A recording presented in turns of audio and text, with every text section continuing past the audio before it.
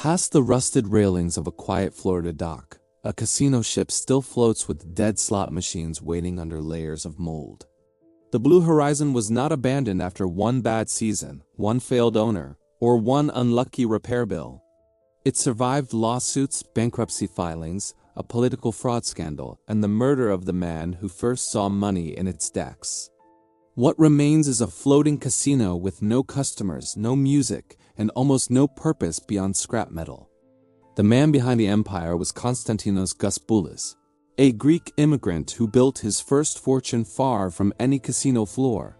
Before Florida ports and gambling lawsuits, Boulis made money in sandwiches, first through Mr. Sub in Canada, then through Miami Subs in Florida. He understood the American franchise machine, where a small counter, a cheap meal, and the right location could multiply into real wealth. By the 1990s, Florida had tourists, retirees, ports, strict gambling rules, and a coast close enough to turn legal distance into profit. Boulis saw that gambling did not have to win approval on land if customers could be carried just far enough offshore. The pitch was clean, almost elegant, board at the dock. Sail into open water, gamble for hours, and return before the night ended. In 1994, he founded Sun Cruise Casinos and began turning vessels into floating gambling rooms built around cruises to nowhere. The business sold blackjack, slot machines, food, drinks, sea air, and the feeling that ordinary Florida suddenly had a hidden casino door.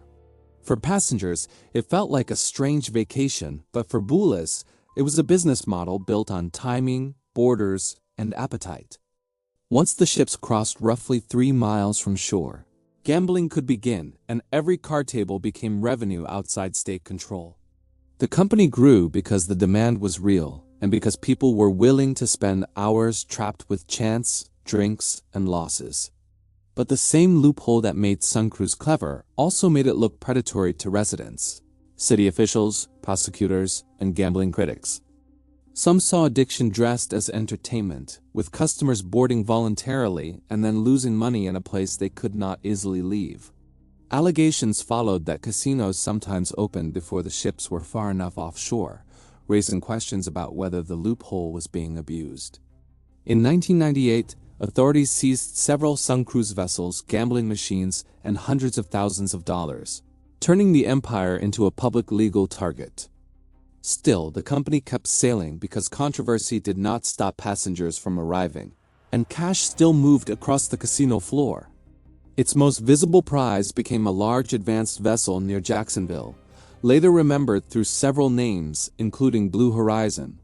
It carried multiple decks, bars, a restaurant, hundreds of gaming machines, and room for roughly 600 guests chasing luck over dark water. From the outside, the ship looked like expansion, but its balance sheet depended on constant maintenance, full sailings, and public tolerance. Every trip required fuel, crews, insurance, repairs, docking contracts, regulators, debt payments, and enough gamblers to make the voyage worth launching. The money looked glamorous under casino lights, yet the model was fragile because the ship was expensive even when the floor was empty. Boulis also faced pressure over ownership rules after authorities said some vessels had been acquired before he became a United States citizen. In 2000, he settled with Florida authorities, agreed to give up control, and sold his majority stake in Sun Cruise. The buyer group included Washington lobbyist Jack Abramoff and businessman Adam Keaton, men whose names would later pull the casino into national scandal. The sale was reported at about $147 million, but the deal quickly became tangled in disputed money, false documents, and personal hostility. Prosecutors later said Abramoff and Keaton used a fake $23 million wire transfer to help secure financing for the purchase.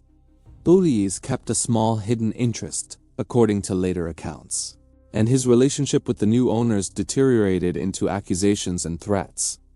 What began as a loophole business was now crowded with gambling money, political access, missing payments, and men who did not trust each other. In February 2001, Boulis was shot in Fort Lauderdale, and investigators treated the killing as a calculated hit.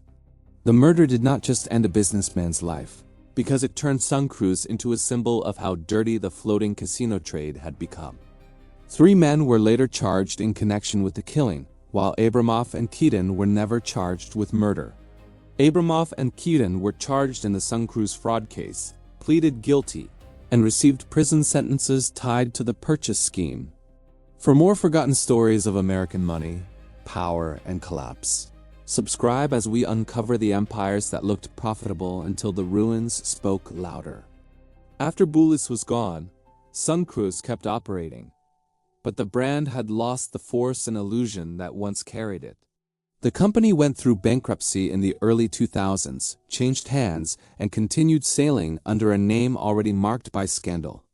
By December 2009, after the recession weakened demand and debt tightened around the fleet, Sun Cruise shut down and bankruptcy followed again.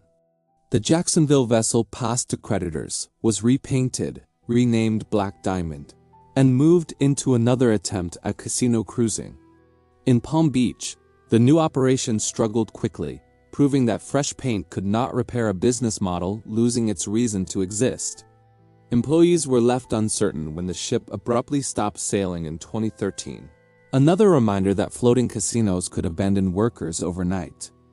A later refresh and another name, Island Breeze, could not solve weak demand, heavy repairs, engine trouble, and growing obligations. By 2014, reported mechanical failures and debts to local authorities, passengers and creditors pushed the operation back toward failure.